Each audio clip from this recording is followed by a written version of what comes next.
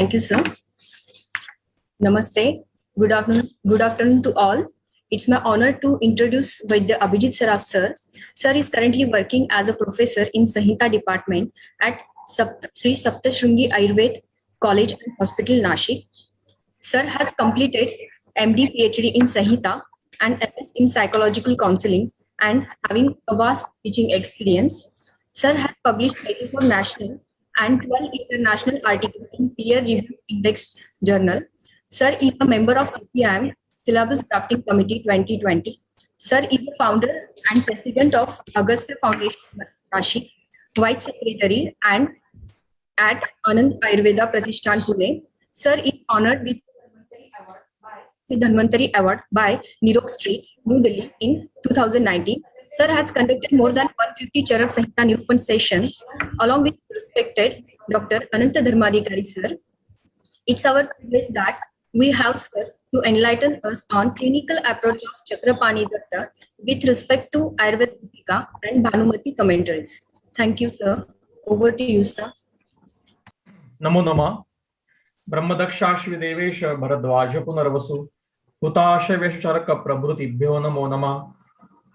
अद्य शिक्षक दिन निमित्तेन अत्र वयं सर्वे सम्मिलिताः अस्मिन् समारम्भे अहम् उपस्थितानां सर्वेषाम् अभिवादनं कृत्वा अग्रे मम विचारः अहं हिंदी भाषायां प्रकटीकरोमि। धन्यवाद। आज हम चक्रपाणी दत्त इनका आयुर्वेद दीपिका और भानुमति इन टीका में से चिकित्सकीय उनका क्या विचार था, किस प्रकार से उन्होंने विचार किया, इसके बारे में कुछ सोचने वाले हैं। ये विषय क्यों लिया? क्योंकि प्रायः सभी जो विद्यार्थी रहते हैं उनको ऐसा लगता है कि ये जो कमेंटेटर्स थे, ये टीकाकार थे, ये केवल संस्कृत के विद्वान थे, साहित्य के विद्वान थे, ये कोई चिकित्सक हो सकते हैं क्या, ऐसा उनको लगता है। वो एक प्रकार से वो क्या कहते हैं, गलत फहमी रहती है। तो ये बहुत हमारा महत्व का कार्य है कि इन विद्यार्थियों के सामने और अभ्यासकों के सामने चक्रपाणी दत्त आदि जो टीकाकार है वो एक उत्तम पद्धति के उच्च कोटि के चिकित्सक भी थे, ये विद संदर्भ उनके सामने रखना पड़ेगा। तो ये मेरा प्रयास है कि आज मैं उसको करने का कुछ कोशिश करूंगा। भगवान अश्विनी कुमार को वंदन करके हम आगे चलेंगे। सतत अध्ययनम वादः परतंत्रावलोकनम तद्विद्या आचार्य सेवा च बुद्धि मेधा करोगणम। तो हमेशा अध्ययन करता रहना चाहिए और तद्विद्या आचार्य सेवा, तो वो विद्या जानने वाले जो आचार्य है उनकी सेवा करनी चाहिए। सेवा इसका अर्थ उनके सहवास में रहना चाहिए, उनके साथ रहना चाहिए। तो चक्रपाणी ये एक उच्च कोटि के आचार्य थे और उनकी टीका का सतत अध्ययन करना ये एक प्रकार की उनकी सेवा ही है, तभी उसकी चेतना जो है वो हम में भी प्रवेश कर पाएगी। चक्रपाणी का कुछ इतिहास अभी आदरणीय शर्मा सर जी ने बताया। कुछ विषयों के ऊपर मैं प्रक्षेप डालना, कुछ बताना चाहता हूं कि चक्रपाणी जी, इनका नीचे यह जो 5 नंबर का सूत्र आपके सामने दिखाई दे रहा है, नरदत्त गुरुदिष्ट चरकार्थानुगामिनी क्रियते चक्रदत्तेन टीका आयुर्वेद दीपिका। तो इनके जो गुरु थे ये नरदत्त थे और ये एक राजा के राज्य वैद्य थे, रामपाल नाम के राजा थे, इनके ये राज्य वैद्य थे। आगे दूसरे एक अध्याय के टीका में ये कहते हैं कि नारायण दत्त आत्मजः श्री चक्रपाणी दत्त विरचितायाम, इनके पिता का नाम, आत्मज मतलब पुत्र, तो इनके पिता का नाम ये नारायण दत्त था और ये भी लोधरावली कुल के वैद्य थे। और ये गौड़ाधिपति जो मदनपाल नामक जो राजा बंगाल में था उसके राज दरबार में ये वैद्य भी थे और एक प्रकार के रसोई मतलब जो महानस अधिकारी थे। इनके जो बड़े भाई थे इनका नाम था भानुदत्त और ये भी उस समय के बहुत बड़े बंगाल के प्रसिद्ध वैद्य थे लोधरावरी कुल के। और इन्होंने उनको जो सिखाया है, अपने छोटे भाई चक्रदत्त को जो सिखाया वही भानुमति नाम से उन्होंने टीका लिखी है। 2 इसमें विचार है, एक विचार शर्मा सर जी ने बताया, दूसरा विचार ऐसा है कि उनके बड़े भाई का नाम भानुदत्त था और उनके प्रति वो अतीव उनका एक दूसरे के साथ अतीव लगाव था, तो भाई के नाम से उन्होंने वो टीका लिखी है। गौड़ादिनाथ, ये जो मैंने बताया उसका संदर्भ है, गौड़ादिनाथ रसवती अधिकारी पात्र नारायण तनय सुनयो अंतरंगात भानोहो अनु प्रतीत लोधरावली कुलिनः श्री चक्रपाणी इह कर्तृ पदाधिकारी।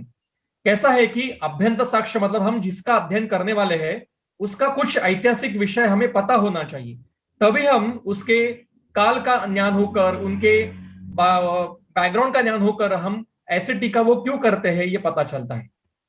और अभ्यंतर साक्ष्य और एक है कि चक्रपाणी में भानुमति टीका का संदर्भ दिया गया है, ये बहुत रेयर एक ही जगह पे दिया गया है। इसका अर्थ पहले भानुमति टीका लिखी गई है और उसके बाद चक्रपाणी टीका लिखी गई है, क्योंकि चक्रपाणी आयुर्वेद दीपिका का संदर्भ ये भानुमति में नहीं मिलता है, किंतु आयुर्वेद दीपिका में भानुमति का संदर्भ मिलता है।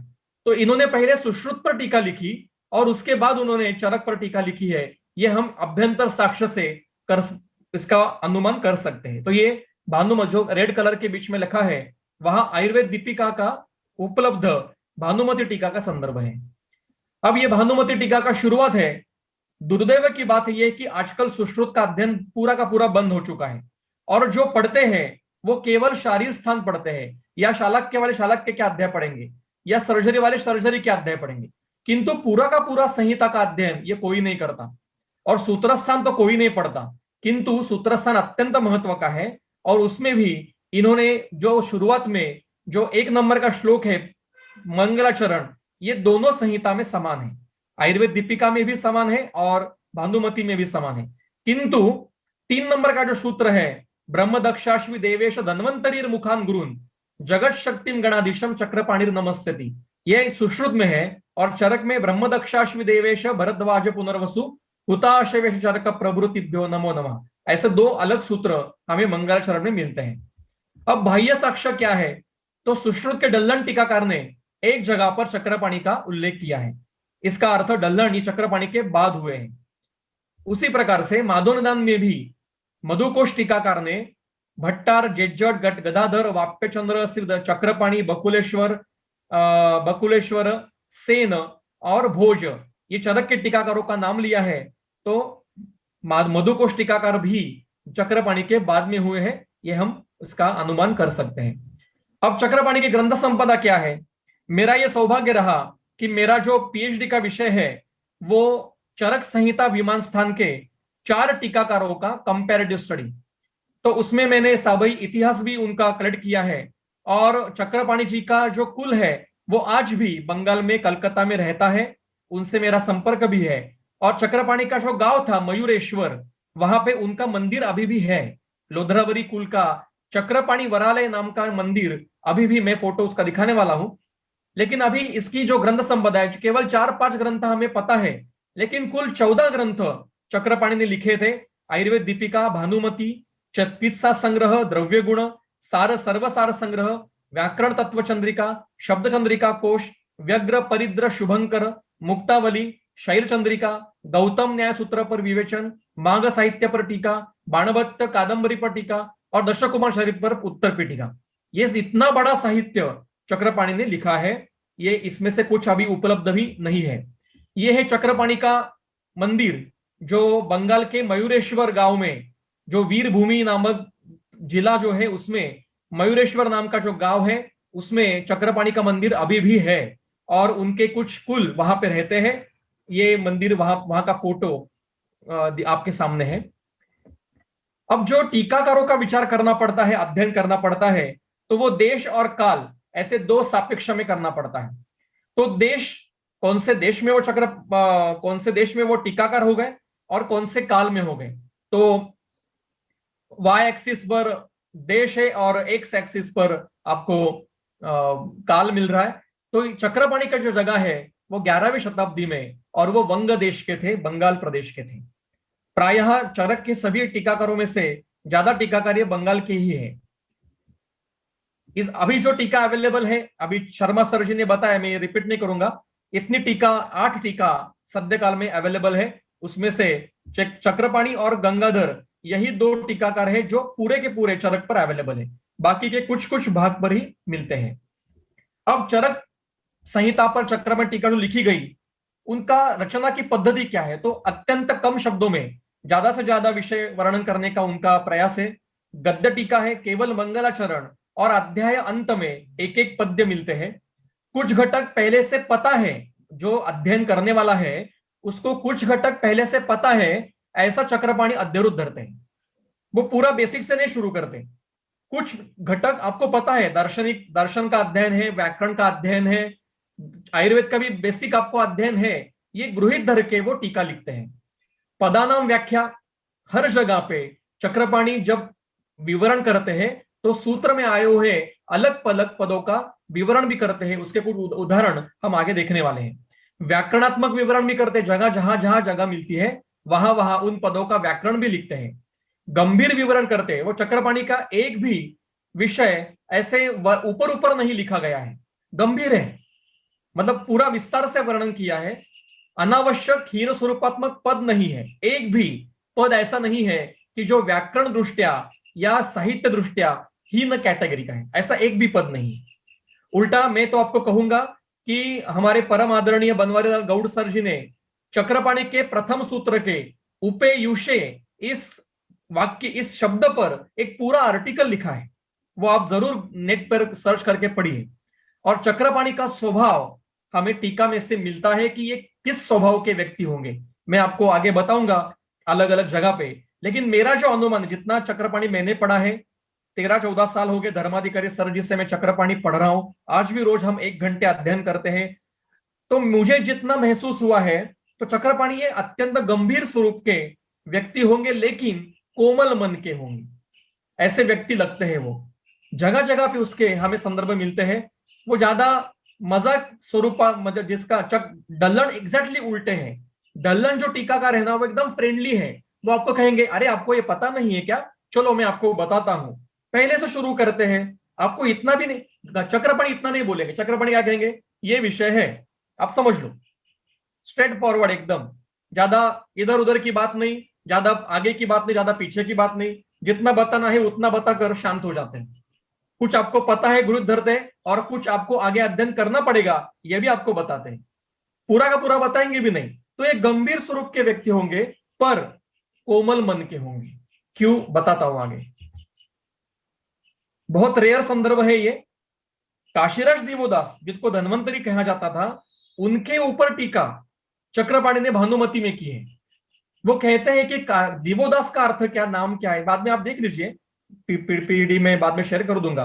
दिवोदास का नाम का अर्थ क्या है कि जो देवों को भी प्रदान करते हैं, देवों को भी कुछ देते हैं, दिवोदासा, इसका ये वर्णन है। और ये आश्रमस्थ थे, और उसके कारण राज परित्यज्य, राज का परित्याग करके वो वानप्रस्थाश्रम में गए। तब उन्होंने सुश्रुत को ये उपदेश किया है, सुश्रुत आदि 8 शिष्यों को उपदेश किया है। इसका ये संदर्भ भानुमति टीका में मिलता है। अब चक्रपाणी मृदु स्वभाव के क्यों थे, तो एक संदर्भ बताता हूं मैं कि चरक में एक सूत्र है चिकित्सा सांख्य योगिनी व्यापक चिकित्साध्याय में, कि योग ही एवं चिकित्सन ही देशादि अज्ञा अपराध्यति। जो वैद्य केवल योग का विचार करता है कि इस व्याधि में योग, ये मतलब कैटलॉग फिजिशियन, जो केवल आप पूछते हैं ना, विद्यार्थी पूछते हैं आप डायबिटीज में क्या देते हो, आप थायराइड में क्या देते हो, आप कैड में क्या देते हो, आप कोविड में क्या दवाई देनी चाहिए, ऐसे जो केवल योग का विचार करते हैं, संप्राप्ति का, दोषों का, हेतुओं का विचार नहीं करते, वो वैद्य अपराधी है, इतना चरक कहते हैं। लेकिन ये बहुत क्या लगने वाली बात है कि अब हम अपराध करते हैं। तो चक्रपाणी इसको थोड़ा सा कोमल कर देते हैं कि अपराध्यति इति न इप्सितम साधयति। अब अपराध करते उसका अर्थ क्या है, आपको जो रुग्णों को ठीक करना है, उसको स्वास्थ्य प्रदान करना है, ये इप्सित आपका साध्य नहीं होगा। मतलब इस अपराध शब्द को इन्होंने थोड़ा डाइल्यूट करके रख दिया, थोड़ा कोमल कर दिया। ये कोमल वाले मृदु स्वभाव के व्यक्ति इस प्रकार की टीका लिख सकते हैं। आगे, एकमेव व्यक्ति है ऐसे कि जो आयुर्वेद अध्ययन किसने नहीं करना चाहिए, ये लिखते हैं। अब देखिए टीकाकार में, ये टीका है चरक संहिता विमांसान अध्याय 8 रोग विषय द्वितीय सूत्र पहला, उसकी टीका है। इसमें से हम चौथी लाइन से पढ़ेंगे। यह आयुर्वेद अध्ययन लक्षणे कार्ये स्वशक्ति अपेक्षया गौरवम मन्यते स न वर्तते। जिसको आयुर्वेद का अध्ययन, उसके लक्षणों का अध्ययन करना, संपूर्ण अभ्यास करना, यह अपने शक्ति से ज्यादा ज्यादा बड़ा लगता है, उसने आयुर्वेद नहीं पढ़ना चाहिए। आगे दूसरा क्राइटेरिया है, यहाँ जो आयुर्वेद फलेन आरोग्यादि न अर्थी न भवती, मतलब खुद बीमार पड़ेंगे तो एलोपैथी की दवाई लेंगे, ऐसे व्यक्ति ने आयुर्वेद का अध्ययन नहीं करना चाहिए। जो आयुर्वेद के फल से आरोग्यादि फल जो प्राप्त करना नहीं चाहता, उसने आयुर्वेद का अध्ययन नहीं करना चाहिए। तीसरा क्राइटेरिया, यश्च अनुपादेय आयुर्वेद ज्ञाने देशे स्थितः, जहां पे आयुर्वेद को कोई मानता नहीं है, समाज मान्यता नहीं है, जिसका आयुर्वेद का उपाय नहीं है, आयुर्वेद पता नहीं है, ऐसे देश में जो रहता है, मतलब जैसे अभी अफ्रीका में आयुर्वेद पता नहीं है, तो किसी अफ्रीकन व्यक्ति को आयुर्वेद सिखाने पहले हमें उसको पहले बाकी की बैकग्राउंड पढ़नी पड़ती है, व्याकरण वगैरह पढ़ाना पड़ेगा। तो भारत में क्या होगा कि हमारे रग रग में ही शास्त्र सब बसे हैं, तो हमें सब कुछ आ जाएगा। तो ऐसे देश में जो रहता है उसको पढ़ाना नहीं चाहिए। आगे, यस्य वपुषः वार्धक्य लक्षणः कालः स आयुर्वेद अध्ययन अंतगमन अशक्तत्वादेव, कि वो वृद्धावस्था में है तो 12 साल पढ़ाई करेगा, उसके बाद समझ लेगा, फिर उसके बाद प्रैक्टिस करना शुरू कब करेगा, तो उसको शक्ति नहीं है उसकी, तो वृद्ध व्यक्ति को पढ़ाना नहीं चाहिए। अब देखिए, इस पूरे क्राइटेरिया में कहीं पर ऐसा लिखा है कि स्त्रियों को मत सिखाओ, कहीं पर ऐसा लिखा है कि स्पेसिफिक जाति को ही सिखाओ, कहीं पर ऐसा लिखा है कि स्पेसिफिक धर्म को ही सिखाओ, ऐसा कहीं नहीं लिखा है। जो अपने शक्ति से ज्यादा मानता है, जो खुद को आरोग्य फल आयुर्वेद से प्राप्त नहीं करवाता, जिसको वार्धक्य अवस्था में है, और जो आयुर्वेद जहां पढ़ाया नहीं जाता, ऐसे देश में रहता है, ये 4 ही क्राइटेरिया है। ये केवल चक्रपाणी लिखते हैं। अब हम कुछ विषयों का वर्णन करेंगे कि पद विनिश्चय, पदों का अर्थ अगर चक्रपाणी ने टीका नहीं लिखी होती तो हमें पता ही नहीं चलता। पहला है धातु पद का अर्थ। धातु शब्द से हमें क्या पता चलता है? केवल रसते शुक्र, किंतु धातु शब्द की इतनी पर्याप्त मर्यादित मात्रा अर्थ नहीं है। क्या कहते चक्रपाणी? देखिए, टीका तृतीय लाइन से पढ़ेंगे। धातवो वातादयो रसादया तथा रज प्रभृतया। दोष जब प्राकृत अवस्था में होते हैं तभी उनको धातु भी कहा जाता है, रसादि को भी धातु शब्द कहा जाता है, और रज अर्थव आदि उपधातुओं को भी धातु शब्द से कहा जाता है। तो इतना पर्याप्त, इतना केवल रसद शुक्र, यही अर्थ नहीं है। दोष जो प्राकृत अवस्था में है तो भी उनको धातु शब्द से कहा जाता है। दूसरा और एक संदर्भ है सूत्र संघ 26वें अध्याय में कि देह धातु नामिति रसादीनाम वातादीनाम च प्रकृति स्थानाम। शरीर का जो कोई घटक प्रकृतिस्थ है उसको उस समय हम धातु शब्द से उसको उच्चारित करेंगे, और किसी भी प्राकृत घटक में किसी भी प्रकार की विकृति आना, यही धातु वैषम्य है। वैषम्य की चरक कहते धातु वैषम्य, विकार धातु वैषम्य, और वाग्भट कहते रोगस दोष वैषम्यम। तो एक सेमिनार में चल रहा था कि वाग्भट ये दोषों का विचार करते हैं और चरक के धातुओं का विचार करते हैं। अगर चक्रपाणी का अर्थ ही नहीं टीका पढ़ेंगे ही नहीं तो ये ऐसा गलत फहमी हो सकती है। धातु का अर्थ शरीर में उपस्थित कोई भी प्राकृत घटक, उसमें दोष भी आते हैं, धातु भी आते हैं, उपधातु भी आते हैं, मल भी आते हैं, सभी आते हैं। उसमें किसी भी प्रकार की वैषम्य आना। अब वैषम्य मतलब क्या? वैषम्य इसका अर्थ है व्यवहार्यमान, चौथी लाइन, वैषम्यम व्यवहार्यमान स्वास्थ्य हेतु स्वमानात न्यूनत्वम अधिकत्वम। मतलब एक तो वृद्ध होना या क्षय भी होना, इसको भी वैषम्य कहा जाता है। ये केवल चक्रपाणी लिखते हैं। यह अत्यंत महत्व की टीका है चक्रपाणी की वैषम्य की। केवल बढ़ना यह वैषम्य नहीं है, क्षय होना यह भी वैषम्य है। और इसलिए वाग्भट ने दोष वैषम्य क्यों लिखा? क्योंकि सभी घटकों में सबसे पहले विकृत होने वाले दोष हैं, इसलिए दोष वैषम्य ज्यादा स्पेसिफिक करके लिख दिया। उस दोनों में कोई अंतर नहीं, मतभेद नहीं है। अब प्रकोप की व्याख्या क्या है? यह है शारीर स्थान का 6ठा अध्याय। उसमें प्रकोपित दोषों को मल कहा है, प्रकोपित दोषों को मल कहा है। उसके नीचे टीका है, वो टीका में आगे दिखाता हूं। ये टीका है, कुपितः इति पदेन वातादयः सामान्येन क्षीणा वृद्धा वा गृह्यन्ते। कोई भी दोष, वातादि दोष अपने स्वमानावस्था से एक तो वृद्ध हो जाएगा या क्षीण हो जाएगा, उसको कुपित कहा जाता है। केवल बढ़ना ये कुपित नहीं है, क्षीण होना ये भी कुपित ही है, इसको भी प्रकोपी कहा जाता है। और आगे सर्वसमावेशक व्याख्या चक्रपाणी लिखते हैं, विकृति मात्रम ही वातादिनाम कोपः। अपनी प्राकृत अवस्था में से किसी भी प्रकार की विकृति आना, इसको कोप कहा जाता है। वाग्भट ने इसी के ऊपर 3 टीका लिखी है वाग्भट के सूत्र में। अरुण दत्त कहते हैं रूपहानि, रूप वृद्धि, रूपांतरणम इति प्रकोपः। ज्वर निदान अध्याय में यह टीका अरुण दत्त की आपको मिलेगी। अब स्थान पद क्या है? स्थान शब्द से हमें एक ही अर्थ पता है कि जगह, पर स्थान पद का और एक अर्थ है, वो है चक्रपाणी ने दिया हुआ है क्षय स्थानम वृद्धिश्च दोषाणाम त्रिविधा गति। अब स्थान ये दोषों की गति है, तो एक जगह ये गति कैसे हो सकती है? गति होने के लिए कुछ तो बाह्यमान होना चाहिए, तो जगह कैसे गति होगी? तो इससे चक्रपाणी टीका लिखते हैं स्थानम इति स्वमान अवस्थानम, अपने प्रमाण में रहना, द्रव्यता गुणता कर्मतः अपने मान में अवस्थित रहकर शरीर में संचार करना, इसको स्थान गति कहते हैं। इसका इस स्थान शब्द का जगह से कोई अर्थ संबंध नहीं है। चलो चक्रपाणी गलत लिखते होंगे, एक बड़ी किताब है चक्रपाणी की 108 गलतियां, ऐसी किताब मिलती है, जयपुर में मिलती है। अरे हमारे लोग इतने बुद्धिमान हो गए कि चक्रपाणी की गलतियां निकालने लगे हैं, पर ऐसी किताब नहीं लिखेंगे चक्रपाणी की 108 सुंदर टीका है, ऐसे नहीं लिखेंगे, चक्रपाणी की गलतियां निकालेंगे। और एक भी मैं प्रूव कर सकता हूं कि एक भी गलती जो उन्होंने लिखी है वो चक्रपाणी की गलती नहीं है, वो उनकी गलती है कि उनको समझ नहीं आ रहा है। तो चलो चक्रपाणी गलत होंगे यहाँ पे, चलो सोचते, क्योंकि उस 108 जगह में ये भी टीका है एक, वन ऑफ द उनके मिस्टेक में, जैसे उनके मतलब जो लेखक है उनके अनुसार जो मिस्टेक है उसमें ये भी एक संदर्भ है। तो डल्लन क्या कहते हैं? डल्लन भी अपने टीका में यही कहते हैं कि स्थानम इति दोष धातु मल साम्यन अवस्थान।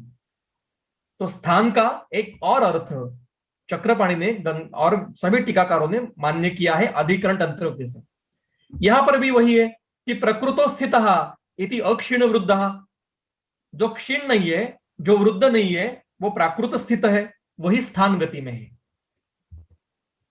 अब धातु विगुण का अर्थ क्या है? धातु विगुण का अर्थ हमें भाषांतर में मिलेगा कि धातु के विपरीत गुण का, ये मिलेगा। भाषांतर कभी मत पढ़िए, चक्रपाणी की टीका पढ़िए, गंगाधर की टीका पढ़िए। भाषांतरकार करने वाले को जितना चरक समझा है वो उतना ही भाषांतर करेगा, पर चरक को क्या कहना है वो पढ़ना चाहते हैं तो चरक में चक्रपाणी पढ़ना चाहिए। किसी भी भाषा में लिखित गई भाषांतर की किताब कृपया करके मत पढ़िए, उससे आपके दिमाग में गलत ही आ जाएगा। वो कोई भी वैद्य हो, आज की इंग्लिश भाषा हो भाई हिंदी भाषा हो, मत पढ़िए, ये मेरी हाथ जोड़ की विनती है। आप डायरेक्ट चरक विद टीका पढ़िए। तो चक्रपाणी टीका लिखते हैं, चौथी लाइन से पढ़ेंगे, धातुवीर विगुण इति धातु विरोधक स्वभावः न तु धातु विपरीत गुण विगुण। धातु विगुण का अर्थ धातु के विपरीत गुण का नहीं है, जो धातु को विरोधक है। विरोधक इसका अर्थ है दुष्ट करने वाला, जो धातु को दुष्ट करने वाला है हेतु, वो धातु विगुण है।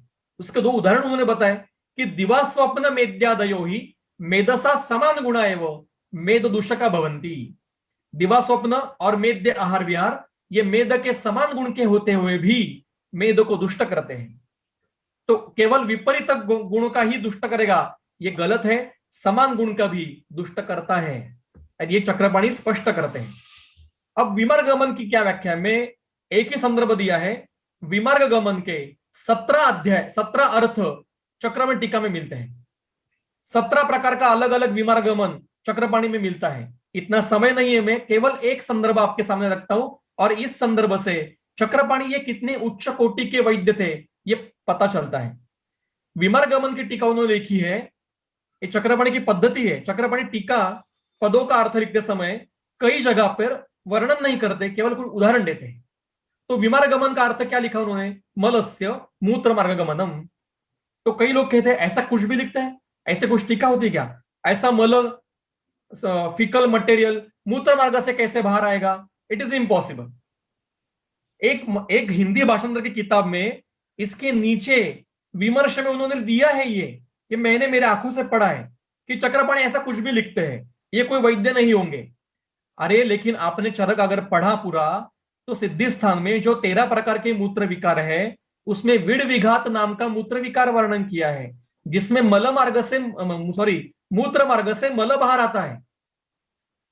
अब ये मेरे विमान स्थान के पीएचडी में मेरे सूत्र था, ये विमान स्थान का सूत्र है। तो मुझे प्रश्न आ गया कि क्या इसका वर्णन क्या करूं मैं, क्योंकि मुझे उसका विवरण करना था। तो मेरा छोटा भाई ये चेस्ट फिजिशियन है, एलोपैथिक डॉक्टर है, तो मैंने उसको पूछा कि आपके एलोपैथी में ऐसा कोई वर्णन है क्या कहीं पर कि जहां पे फीकल मटेरियल ये यूरिन मतलब यूरिनरी ट्रैक्ट से बाहर आता है। तो वो बोला मुझे भी पता नहीं, मैं ढूंढना पड़ेगा। तो उसने ढूंढा और उसको फिर क्राइटेरिया मिला। फीकल यूरिया नाम की कंडीशन वर्णन की है डेविडसन ने। Faecal urea, what is faecal urea? Faecal material stercobilin, ये जो है ये यूरिन में मिलता है, यूरिन एनालिसिस में मिलता है। और उसके 8 कॉजेस है, उसमें से 4 कॉजेस सर्जिकल है, जैसे recto vesical fistula, recto urethral fistula, ऐसे फिस्टुला डायवर्टिकुलम, ऐसे कुछ है। और 4 ये पैथोलॉजिकल है। अब डेविडसन से देखिए फीकल यूरिया मतलब चक्रपाणी ने ऐसे पेशेंट देखे होंगे कि जिनमें मलगंदी मूत्र आ रहा है। विड विघात में यही वर्णन किया है कि मूत्र को मल का गंध आता है। अब मल का गंध क्यों आएगा? उसमें मल का पार्टिकल जब आएंगे तभी आएगा। तो चक्रपाणी ने उदाहरण ऐसा दिया है कि सर्वोच्च कठिन ऐसा उदाहरण है, आसान आप समझ लीजिए। रक्त का मूत्र से बाहर जाना, रक्त का रस से बाहर जाना, रक्त का मेद से बाहर, ये आसान आप समझ सकते हो। लेकिन मल मूत्र मार्ग से बाहर जाना इतना कठिन अवस्था भी चक्रपाणी नोन करते, उसकी उसकी टीका लिखते, इसका मतलब उन्होंने ये पेशेंट देखा होगा, ट्रीट किया होगा। बिना किसी कुछ देखेंगे नहीं, बिना देखे कुछ लिखेंगे नहीं। अब विश्वक वर्जन नाम का बीमारगमन का एक और प्रकार है। विश्वक वर्जन श्वास चिकित्सा अध्याय में है और इसकी टीका लिखते हैं विश्वक वर्जन यदि सर्वथा गच्छति, जहां जगह मिलेगी वहां फैल जाता है। जैसे नदी का प्रवाह है, हमने डैम कंस्ट्रक्ट कर दिया तो पानी पीछे जगह जहां जगह मिलती है वहां फैल जाता है। इसको कहते हैं विश्वक वर्जन और यह श्वास का हेतु है, संप्राप्ति का भाग है विश्वक वर्जन। अब साधारण नाम का टीका कई बार आती है हमें कि व्हाट इज साधारण। तो वो कहते हैं साधारण का अर्थ है एक दोष की चिकित्सा करते समय बाकी 2 दोषों को विकृत नहीं करना, इसको साधारण कहते हैं। इसके ये चक्रपाणी के संदर्भ है। डंबरी नाम का शब्द है, डंबरी इंद्रिय स्थान में। कितने लोगों को पता होगा मुझे याद नहीं, पता नहीं, पर डंबरी शब्द है। क्या डंबरी का अर्थ क्या है? ये इंद्रिय स्थान में अरिष्ट का लक्षण दिखा है और अरिष्ट के लक्षण आज आईसीयू में मिलते हैं हमें देखने के लिए। तो चक्रपाणी टीका लिखते हैं डंबरी इति स्तब्धाक्ष अवलोकी, जिसके आंखों की जो चेष्टाएं हैं वो बंद हो चुकी है, इसको डंबरी कहते हैं। अब देखिए मैं आपके सामने चक्रपाणी का ऐसा संदर्भ रखने वाला हूं कि आप चकित हो जाओगे। चक्रपाणी का काल 1100 शती है, 11वीं शताब्दी, और एलोपैथी का उन पर किसी भी प्रकार का प्रभाव होना असंभव है। बराबर है, 11वीं शताब्दी में एलोपैथी का ए भी नहीं था। फिर भी 11वीं शताब्दी में भारत में बैठकर हमारे चक्रपाणी टीकाकार इंफेक्शन का वर्णन करते हैं। क्या लिखते हैं? मैं टीका पढ़ता हूं। ज्वरे हेतु पित्त उष्मा ज्वर प्रभावेण वर्धते, शरीर का उष्मा जो बढ़ता है ज्वर में बढ़ता है। सच प्रभाव ज्वरस्य दोष दुष्य विशेषात्मकस्य, जब निजम हेतु से दोष दुष्य संमोषण होके ज्वर की संप्राप्ति होगी, मिथ्याहार विहाराभ्याम दोषाया आमाश्रयाश्रय करके, तब उष्मा बढ़ेगा। और दूसरा हेतु है ज्वरा त्रिपाद त्रिशिरा इत्यादि उक्त प्राणी विशेषत्व न्याय, मतलब 3 पाद 3 शीर ऐसे सूक्ष्म ज्वर मतलब जंतु, सूक्ष्म जंतु या प्राणी शरीर में जब प्रवेश करेंगे तो शरीर का उष्मा बढ़ेगा। यह टीका चक्रपाणी ने ज्वर निदान अध्याय के 37 सूत्र के नीचे लिखी है। क्यों इसके ऊपर हमारे बच्चों को क्यों ये पढ़ाया नहीं जाता कि यस इन्फेक्शन का वर्णन हमारे ग्रंथ में है।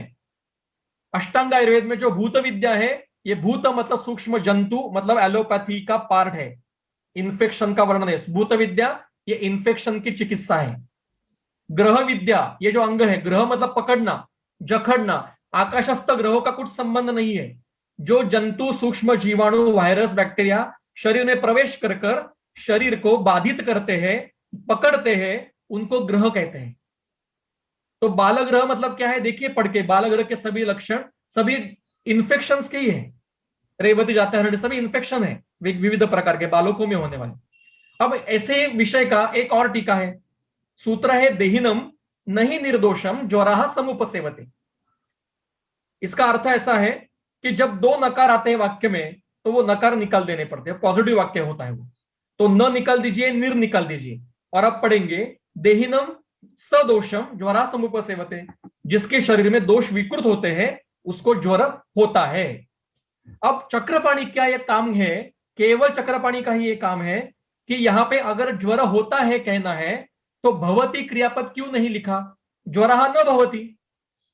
यहां समुपसेवते क्रियापद क्यों लिखा है, तो उसकी टीका लिखते नीचे से चौथी लाइन, समुपसेवते इति भाषया, ये क्रियापद क्यों लिखा समुपसेवते, क्या लिखते हैं, भूत विशेष रूपस्य ज्वरस्य आवेशम दर्शयति।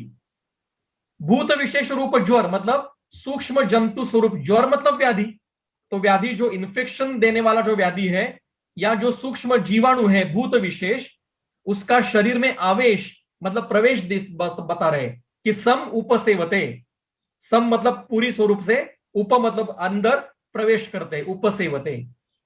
कौन सा ज्वर, विग्रह च ज्वर से स्वतंत्र वक्तव्य, ज्वर का विग्रह, विग्रह हम मूर्ति को कहते हैं कि भगवान का विग्रह है ये, विग्रह मतलब शरीर, तो ज्वर का भी शरीर है कैसा, त्रिपाद त्रिशिरा। सूक्ष्म जंतु होगा कोई, उसको अलग अलग प्रकार की रचनाएं होती है, उसमें से एक उदाहरण दिया, तो ये इन्फेक्शन का वर्णन है। अब इसका अर्थ लगेगा कि जिसके शरीर में पहले दोष दुष्ट है उसके शरीर में जब वायरस प्रवेश करता है तो उसको ज्वर होता है। इसका उल्टा अर्थ क्या है, जिसके शरीर में पहले निज ज्वर विकृत नहीं है उसके शरीर में वायरस प्रवेश करने पर भी व्याधि नहीं होता, छुटपुट लक्षण दिखाई देंगे, व्याधि नहीं होगा। कुछ लोगों को कोविड हुआ, कुछ लोगों को नहीं हुआ, क्या ऐसा क्यों हुआ, इसका ये उत्तर है और ये चरक में है, चक्रपाणी ने बताया है। अब भानुमति टीका में कुछ विशेष उल्लेख है वो बताना चाहता हूं कि उन्होंने कहा कि जो वैद्य लोक कंटक है, समाज में कंटक की तरह है, उसका वध कर देना चाहिए। चक्रपाणी टीका लिखते हैं ऐसा। अब ये आज के काल में पॉसिबल नहीं है, लेकिन ये लिखा है उन्होंने, वध करना है इसका मतलब मार डालना है ऐसा नहीं है, उनको बंद कर दीजिए, प्रैक्टिस बंद कर दीजिए, उनको कुछ उनका उपजीविका का और कुछ साधन कर दीजिए। अगला विषय तो और महत्व का है, वो कहते हैं कि हमें सूत्र सबको पता है, एकम शास्त्रम अध्ययन विद्या शास्त्र निश्चय वगैरह, उसके नीचे की टीका है, वो कहते हैं कि शास्त्रम इति गुरुरेव श्रोतव्यम न स्वयं पुस्तकम आदानम चिंतनम। नहीं, वैसा नहीं करना है, खुद पुस्तक लिया और पढ़ ले हम हो गए, नहीं नहीं नहीं, वो गुरु मुख से ही पढ़ना है। न स्वयं पुस्तकम आदाय चिंतनीयम, वो नहीं करना है। शास्त्र जब पढ़ना है तो गुरु मुख से ही पढ़ना होगा, गुरु मुख से बिना पढ़ा शास्त्र किसी काम का नहीं है।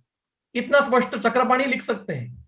आगे कहते हैं स्निग्धत्व मातुरे, व्रण कर्म किसने करना है, ये वर्ण का अध्याय में का सूत्र है कि व्रण किसने करना चाहिए, व्रण कर्म।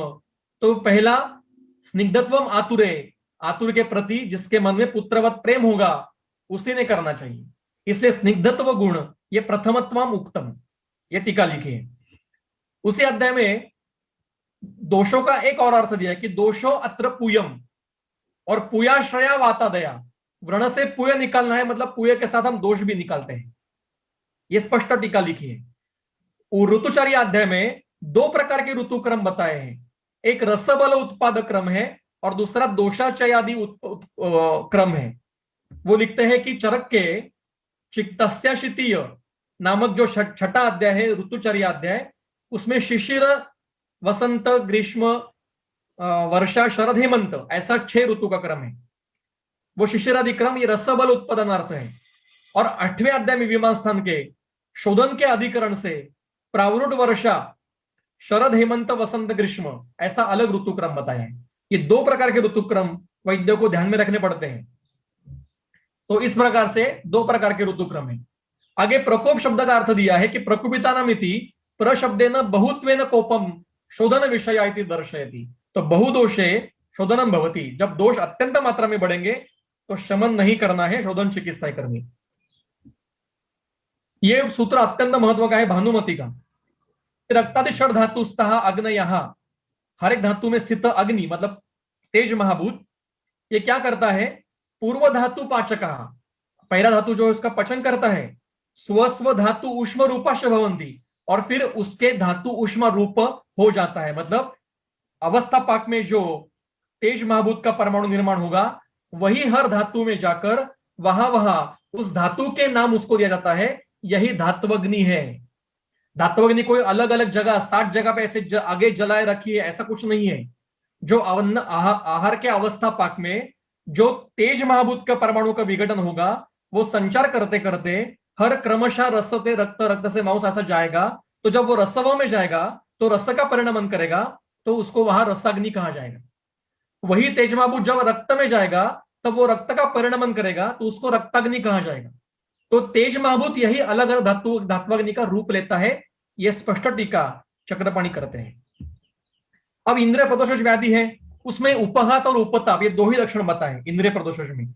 उनका विवरण केवल चक्रपाणी करते हैं कि उपघात इसका अर्थ केवल विनाश, मतलब पूरा का पूरा विनाश, इंद्रिय पूरा नष्ट हो जाना।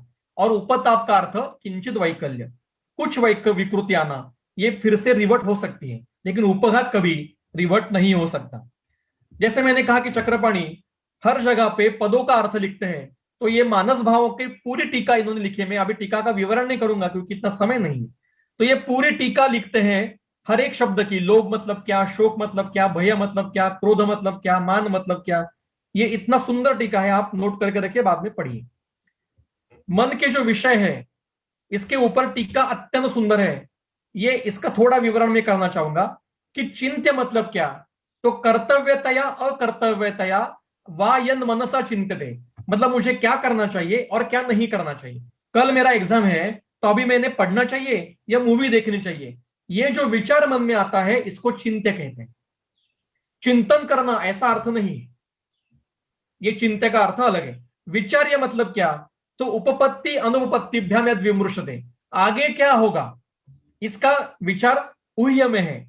तो उपपत्ति मतलब मैं अगर कल मेरा पेपर है तो मैं आज पेपर अभ्यास करूंगा तो आगे क्या होगा, और अभ्यास नहीं करूंगा तो क्या होगा, इसको विचार्य कहते हैं।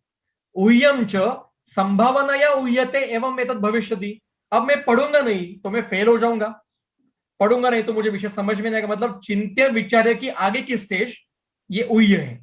ऊहन करना ऐसा अर्थ यहां पे नहीं है, वो मन का कार्य में है। ध्येय का अर्थ जो व्यवहार में कहते कि मेरा ध्येय भारत का राष्ट्रपति बनना है, ऐसा ध्येय नहीं है। ध्येय का अर्थ है भावना, ज्ञान, विषय। जो मन के भावना है, काम, क्रोध, लोभ, मोह आदि जो भाव है, उनके ज्ञान का विषय जो है उसको ध्येय कहा जाता है। मतलब मुझे क्रोध आ रहा है, ये मुझे समझता कैसे है, ध्येय से समझता है। सामने वाला मेरे ऊपर प्यार करता है, ये मुझे समझता कैसे है, ध्येय से समझता है। और संकल्प मतलब मेरा संकल्प है कि मैं पूरी टीका पढ़ूंगा, ये संकल्प का अर्थ यहां पे नहीं है। संकल्प का अर्थ है गुणवत्तया, दोषवत्तया व अवधारणा। अवधारणा में निश्चय, मतलब ये जो कर्म में करने वाला हूं इसके ये गुण है, ये दोष है, इसका निश्चय होना, इसको संकल्प कहा जाता है। अब मनो अवसाद नाम का जो टीका है, अवसाद ये बहुदोष लक्षणों में टीका है सूत्र संख्या 16वें अध्याय में। और यहाँ पे टीका है नीचे से दूसरी लाइन में, वो कहते हैं अवसादः इति मनो अवसादः। इसका अर्थ मनो अवसाद मतलब डिप्रेशन, ये बहुदोष लक्षण है और उसमें शोधन ही करना चाहिए। मनो अवसाद में शोधन यही चिकित्सा है। अब एक विशेष है चक्रपाणी का, कृमि की चिकित्सा में 7वें अध्याय में विमान स्थान के शैखरिक नाम के द्रव्य का उल्लेख आया है। और केवल चक्रपाणी ऐसे हैं कि वो शैखरिक से विडंग या अर्थ लेते हैं, और बाकी के सभी टीकाकार, सभी ग्रंथों के सभी टीकाकार 32 निघंटुकार, मैंने पूरे सर्च किए हैं, मेरे पीएचडी में ये लिखा है मैंने, पूरे 32 निघंटु के निघंटुकार शैखरिक को अपामार्ग कहते हैं। केवल चक्रपाणी ये एकमेव व्यक्ति है कि जो शैखरिक का अर्थ विडंग लेते हैं। अब ये क्यों लेते हैं, क्यों लिया है, ये मुझे पता नहीं, ये द्रव्य गुण के किसी विशेषज्ञ से ही हमें पता चलेगा। निदान के प्रकार 2 प्रकार की, एक बाकी किसी ग्रंथ में नहीं है, केवल चक्रपाणी ने लिखा है निदान के प्रकार। एक व्याधि जनक निदान, दूसरा व्याधि बोधक निदान। व्याधि जनक मतलब हेतु जो व्याधि उत्पन्न करने वाला है, और व्याधि बोधक निदान मतलब निदान पंचक जो व्याधि का बोध करने वाला है। इतनी स्पष्ट टीका है चक्रपाणी। अब गुल्म में हम किसी भी भाषांतरकार का भाषांतर पढ़ेंगे तो गुल्म का अर्थ क्या लिखा होता है, वायु का गोला होना।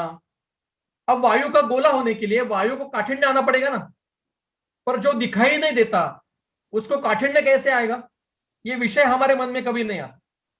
इसलिए चक्रपाणी टीका पढ़नी है। चक्रपाणी कहते हैं रौक्षात कठिनीभूतम इति महास्रोतो विशेषणम।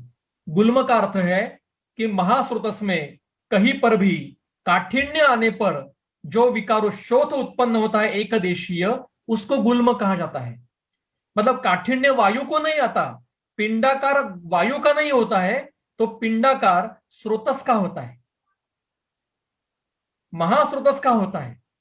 तो ऐसा तो अपने क्या कहते हैं एकदेशीय शोथ, तो जीआई ट्रैक में आने वाले सभी एकदेशीय शोथ ये गुल्म है। अब एक निदान करने के लिए व्याधि स्वतंत्र है या परतंत्र है ये देखना पड़ता है।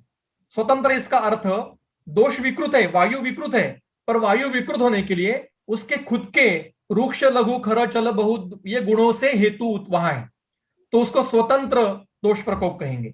और परतंत्र मतलब वात प्रकोप है, पर वो आम प्रदोष से वात प्रकोप हुआ है। श्लेष्मा वृद्ध हो गया, श्लेष्मा के वृद्धि के कारण संग हो गया, अवरोध हो गया और वायु का विमार्गमन हो गया, तो ये परतंत्र वात प्रकोप है। ये स्पष्ट उदाहरण चक्रपाणी विसर्प चिकित्सा में देते हैं कि हेतु के ग्रुप्स दिए हैं उन्होंने वहां पे चरक ने, तो रुक्षोष्णे केवलो वायु पूर्ण निर्वा समावृता, ऐसे दो हेतु के ग्रुप दिए। तो चक्रपाणी कहते हैं रुक्षादि भी स्वतंत्र और पूर्णेन मार्गावरोधात कुपितः परतंत्र वायु ज्ञेय, स्पष्ट वर्णन है। अब नेत्र रोग के वर्णन करते समय उन्होंने उस समय भी टीकाकारों में मतांतर है, इसके लिए वो कहते हैं कि आचार्याणाम विप्रतिपत्ति, आचार्यों में मतांतर है। कैसे? नेत्र रोगाणाम षट सप्तति इति विधेया प्राता, करालस्तु षण्णवतीम 96 करल कहते हैं, अशीतिम सात्विकी सात्विकी 80 कहते हैं। मतलब ये जो हम शालाक्य का अध्ययन करते हैं हम भी घबरा जाते हैं कि ये इतनी संख्या है वो उतनी संख्या है। तो चक्रपाणी भी उस समय इतने कंफ्यूज हुए थे, इसलिए उन्होंने टीका करके लिखी है कि शालाक्य का अध्ययन करना है तो जरा संख्या में आपको काम करना पड़ेगा। ये चक्रपाणी ने भी वो भी छूटे नहीं है उसमें से।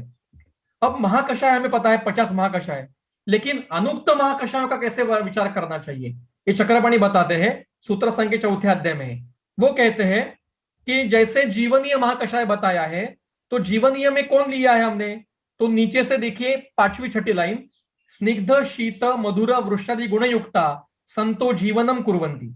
तो जो जो स्निग्ध शीत वृक्ष मधुर आदि गुण से है वो जीवन करने वाले हैं, जीवम नयति ऐसे है। इसलिए भूयो दर्शन अवधार्य तद गुण युक्ते अपि अन्यत्रापि द्राक्षा पयो विदार्यादयो तद जातीयत्वेन जीवनानीत इति अनुमीयते। मतलब हमें जीवनीय महाकषाय के समझो कुछ विदारी काकुली नहीं मिले, तो हम द्राक्षा पय विदारी आदि ऐसे कुछ द्रव्य ले सकते हैं जो आज उस महाकषाय में वर्णन नहीं किए हैं, लेकिन वो जीवनीय कर्म करते हैं।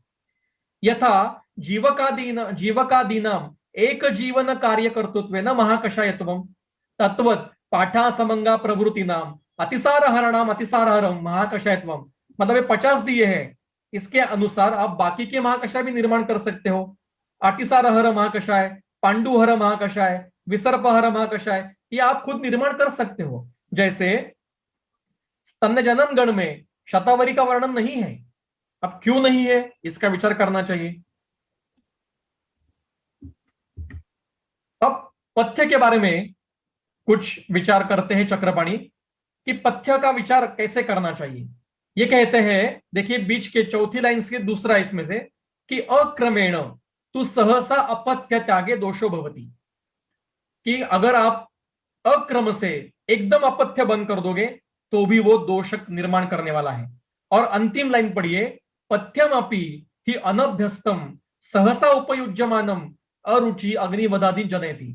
जो पथ्यकर है, हितकर है, पर उसका अभ्यास नहीं है, आपने एकदम से सेवन कर लिया तो उससे भी विकृतियां उत्पन्न हो सकती है।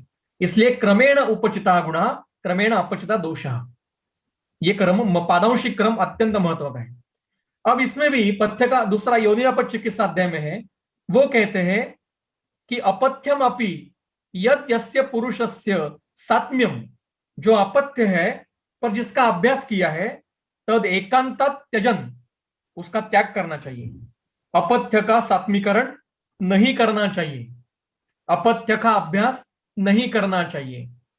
और झटिति सर्वथा त्यजन, एकदम बंद कर दीजिए, अपथ्य का सात्मीकरण नहीं करना चाहिए।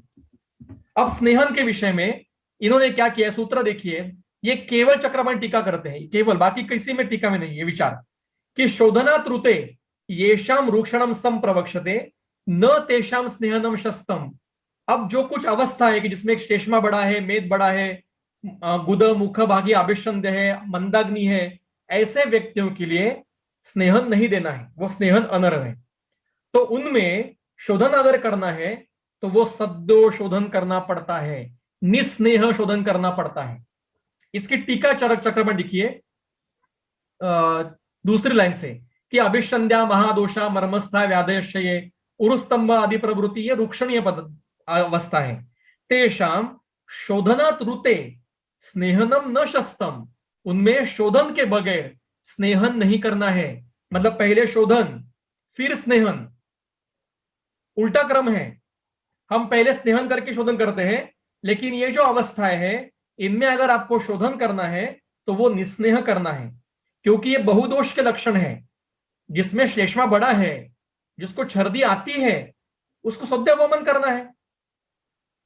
जिसको रुल्लास हो रहा है उसको क्या कहेंगे कि चलो 7 दिन स्नेहपान करिए, फिर स्वेदन करिए, फिर स्निग्ध भात बीत राइस बीत सेवन करिए, फिर आप आइए मैं आपको मदम फल दूंगा, 8वें दिन आइए। क्यों नहीं, गर्म पानी पीजिए, गले में उंगला डाल के, जो उल्लास हो रहा है, वो जी मचल रहा है, निकल दीजिए बाहर। सद्योवमन है ये।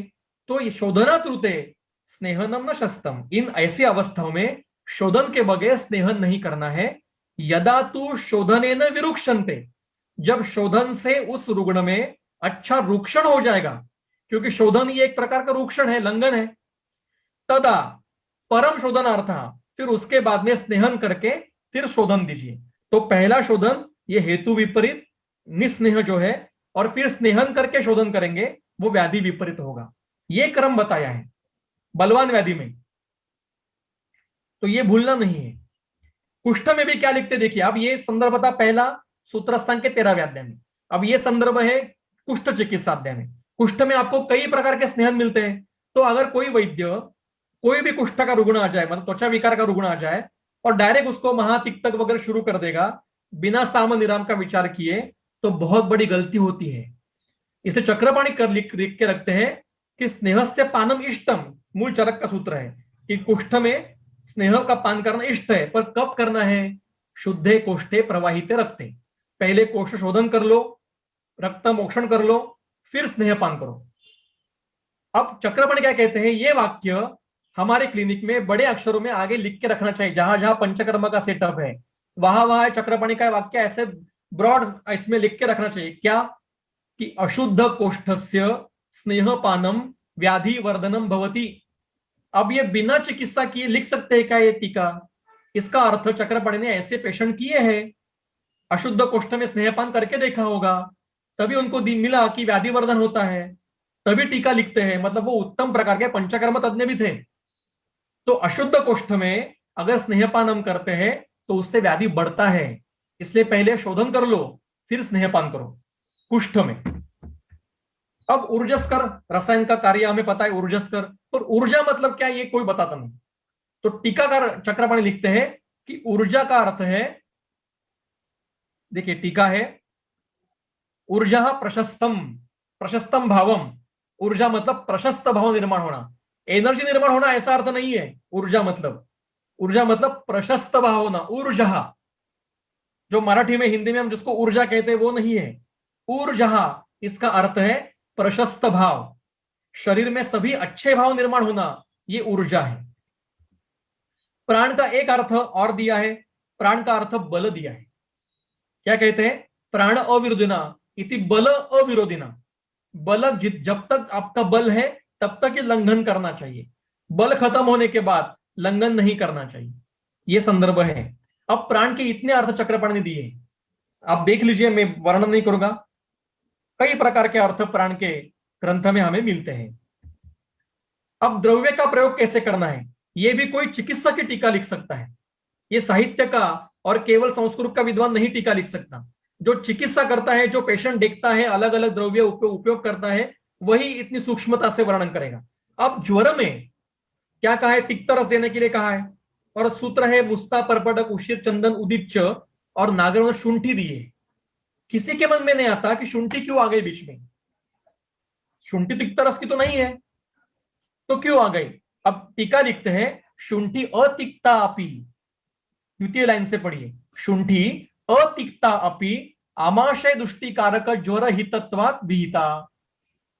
जहां पे ज्वर में आमाशय में दुष्टि है, तो आमाशय की दुष्टि दूर करने के लिए, मतलब आम का पचन करने के लिए शुंठी दी है। मुस्तादी पाठ में ये जो षडंग प्रयोग है, उसमें षडंग पानीय में शुंठी का। अब ये टीका का, ये कोई चिकित्सा के विचार जो करता है ना, वही टीका लिखेगा। ये संस्कृत का, केवल संस्कृत का तज्ञ नहीं लिखेगा। अब ज्वर का चिकित्सा क्रम पूरा चरक में है। मुझे बताइए समय कब खत्म है, मैं मेरा विषय पूरा करके रुकने वाला हूं मैं। आप मुझे केवल इंटीमेट कर दीजिए कि 10 मिनट, मुझे ऐसे दिखा दीजिए 10 मिनट रुक गए, 5 मिनट रुक गए, तो मैं फास्ट ले लूंगा। तो ज्वर की चिकित्सा जो क्रम है, उसमें उन्होंने कहा कि षडहे अतिते, 6 दिन तक लंघन करना है। 6 दिन तक लंघन करने के बाद फिर आपको लंघन पूरा होने के बाद सप्तमे अहनी, 7वें दिन लघु अन्न मात्रा में देना है, और अष्टमे अहनी कषाय पान करना है। ये केवल चक्रपाणी स्पष्ट करते हैं। ज्वर में पेया कब देनी है, तो आगे बीच की लाइन पढ़िए, पेया ही ज्वरे प्राधान्य न दोष पाचनार्थम उपयुज्यते। पेया देनी किस लिए? दोष में दोष पाचन करने के लिए देनी है। अब शस्त्र प्रभो जो जनपदो ध्वंस है, आज अफगानिस्तान में हम देखते हैं क्या है कि शस्त्र प्रभो से आत्मनहा, मतलब खुद का भी नाश करते हैं और स्वजन का भी नाश करते हैं और पर का भी नाश करते हैं। मतलब ये खुद भी मरेंगे और दूसरों को भी मारेंगे। ये टीका चक्रपाणी ने की है कब? 11वीं शताब्दी में। अनुतो स्रोतस मनोवह का वर्णन किया है कि हृदय का जो वर्णन है उसमें मनोवह का है कि श्रोतांसी च मनोवहानी इति अनेन हृदय देश संबंधिनी धमन्यो विशेषण मनोवहा दर्शयन्ति। ऐसे कई स्रोतस अनुक्तों का चक्रपाणी ने उल्लेख किया है। अनुक्त व्याधि का वर्णन किया है। वो कहते हैं सर्व विकाराणाम इति वचनेन अनुक्तानामापि विकाराणाम एतत् चिकित्सा बीज सूत्रम दर्शयति। केवल 30 अध्याय, मतलब 30 व्याधि के अध्याय नहीं है, उसमें हमें अनुक्तों का भी विचार करना है। एक अत्यंत अलग संदर्भ है, सबसे आखिरी लाइन पढ़िए कि दोष संचय कृतेन वायुना प्राण अपानयोः दूषणम अविरुद्धमेव यतः वायुना अपि वायु दुष्टि भवति। एक वायु का प्रकार अन्य वायु के प्रकार को दुष्ट कर सकता है। यह केवल चक्रपाणी में मिलता है। व्याधि की संप्राप्ति में रिक्तानी का अर्थ क्या है? अगर कोई भाषांतरकार करेगा कि देहे श्रोताओं से रिक्तानी, मतलब शरीर के स्रोतस वैकंठ है, खाली है, उसमें कुछ नहीं है, उसमें अनिल, बलवान अनिल जाके पूर्ण करता है, ऐसा भाषांतर हो सकता है। ऐसा न हो इसलिए चक्रपाणी टीका करते हैं कि रिक्तानी इति स्नेहादि गुण शून्यानी। स्नेहादि गुण जिसमें शून्य हुए, मतलब क्या? रुक्षादि गुण जिसमें बढ़ गए हैं। जिस स्रोतस में रुक्षादि गुण अतिरिक्त मात्रा में बढ़ गए हैं, उसमें वात व्याधि हो सकती है। उपद्रव का वर्णन, उपद्रव की व्याख्या विसर्प चिकित्सा अध्याय में है। उसमें रोगाश्रय शब्द है, रोगाश्रय, कि उपद्रव मतलब रोग उत्तर काल जहां, रोगाश्रया रोग एव, ऐसी व्याख्या है। पर रोग आश्रय मतलब क्या? तो सबसे बीच में टीका है कि रोग आश्रय इति रोग आरंभक दोष प्रकोपजन्यतया रोगेण समम तुल्य कारणम। मतलब जिस दोष दुष्य सम्मूर्छना से रोग उत्पन्न हुआ है, उन्हीं दोषों की विकृति से ही उपद्रव होता है। अगर दूसरे दोषों से दूसरा व्याधि उत्पन्न होगा तो उसको व्याधि संकर कहा जाता है। लेकिन जिन दोषों ने व्याधि निर्माण किया है, जैसे प्रमेह निर्माण किया, डायबिटीज निर्माण किया, और उन्हीं दोषों ने नेत्र में जाकर रेटिनोपैथी कर दी, तो वह उपद्रव हो गए। तो इस प्रकार समझना है। मेरा खत्म ही हो रहा है। शोधन विधि में यहां पे अत्यंत अलग संदर्भ है। क्या कह रहे हैं कि 7वें दिन जब शोधन होने के बाद संश्लिष्ट भक्त अपने संसर्जन क्रम कर लिया, तो 9वें दिन एक तो सर्पी पान करना है या अनुवासन देना है। अब ये चरक ने केवल इतना लिख दिया कि 7 दिन तक आप संसर्जन क्रम करिए, 8 दिन तक, 9वें दिन एक तो सर्पी पान कीजिए या अनुवासन दीजिए। पर केवल उत्तम चिकित्सक ही इसका भेद बता सकता है। चक्रपाणी ने बताया है कि सप्तमी दिने कृत संसर्जन क्रमस्य, 7 दिन तक संसर्जन क्रम करके, अष्टमे भुक्तम, 8वें दिन पूरा भोजन करके, नवमे अन्नी सर्पी पानम अनुवासनम वादेयम। अत्र विकल्प द्वये, यदि वमनांतरम विरेचनम कर दो, आपको वमन करने के बाद विरेचन करना है, तो वमन के बाद 7 दिन संसर्जन क्रम, 8वें दिन भोजन और 9वें दिन सर्पी पान करना है। और अगर वीरेशन के बाद बस्ती देनी है तो वीरेशन के बाद 7 दिन संशोधन क्रम, 8वें दिन भोजन और 9वें दिन अनुवासम बस्ती देनी है। ये केवल चिकित्सक ही बता सकता है। अब शब्द है तानी उपस्थित दोषाम, शोधन किनमें करना है? उपस्थित दोषों में शोधन करना है, ठीक है। पर व्हाट इज उपस्थित दोष? चक्रपाणी कहते हैं कि उपस्थित दोष जो शाखा को छोड़कर, मतलब धातुओं को छोड़कर, धातु से कोष्ठगति जिनकी होती है, या लीनत्व परित्याग करके, लीनत्व की अवस्था छोड़कर जो प्रवाहन में आते हैं, उनको उपस्थित दोष ऐसा कहा जाता है, उनका शोधन करना है। अब एक आखिरी संदर्भ, अलग संदर्भ है अंबुवह स्रोतस। उदक व स्रोतस के मूलस्थान आपको पता है क्या है? उदक व के मूलस्थान तालु और कुलोम। पर यहां चक्रपाणी टीका लिखते हैं, देखिए, अंबुवहानाम स्रोतसाम प्रतिष्ठा इति स्थानम इत्यर्थः, उदधीर यथा आपगानम पूर्ण्य स्थानम, जैसे समुद्र ये नदी का अंतिम विश्राम स्थान है, तथा बस्ती अपि अंबुवह स्रोतसाम विश्राम स्थानम, वैसे उदक व स्रोतस का अंतिम स्थान क्या है? बस्ती, मतलब वो भी मूल स्थान में आएगा। मूल स्थान केवल 2 नहीं है, वहां पे आगे हर जगह पे च है। वैसे प्राणवह में भी, प्राणवह का मूल स्थान क्या है? हृदय मूलम और दशज धमन्या, बराबर है। पर सिद्धि स्थान के इसी अध्याय में शिर ये प्राणवह का मूल स्थान बताया है। तो मूल स्थान अलग अलग प्रकार के और भी अनुक्त हो सकते हैं। अब अंतिमतः ये चरक का आश्रम है। चरकान्य शिखर नाम का कोटद्वारा के आगे उत्तराखंड में चरकान्य शिखर है, वहां पे ऊपर चरक जी का आश्रम था। वहां पे हमारा दर साल निरूपण होता है। आप कभी भी वहां पे जाइए, वहां पे बहुत सुंदर जगह है। वहां पे जो गांव है, उस गांव का नाम भी चरेख ऐसा है। वहां पे रहने के लिए जगह है नीचे गांव में, और ऊपर 5 किलोमीटर चढ़ के जाना पड़ता है। और ऊपर जब जाएंगे, खड़े रहेंगे, तो पूरी हिमालय की आपको इस प्रकार से रचना देखी मिलती है। और यहाँ पे ये जगह है, यहाँ पे अभी उत्खनन हुआ है। मोदी जी के आने के बाद उत्तराखंड के सरकार ने वहां पे उत्खनन किया, तो वहां पे 5000 साल पहले बड़ा आश्रम था, और आश्रम के कुछ खल वगैरह मिले हैं, उनके कार्बन डेटिंग भी हुई। तो ये चरक आश्रम है। अब जरूर वहां पे जाकर कभी भेंट देकर आइए, एक अलग ही जगह है वहां पे। गुजरात में वेरावल जिले में सोमनाथ के नजदीक धनेश नाम का गांव है। वहां धन्वंतरी जी का देहोत्सर्ग स्थल है।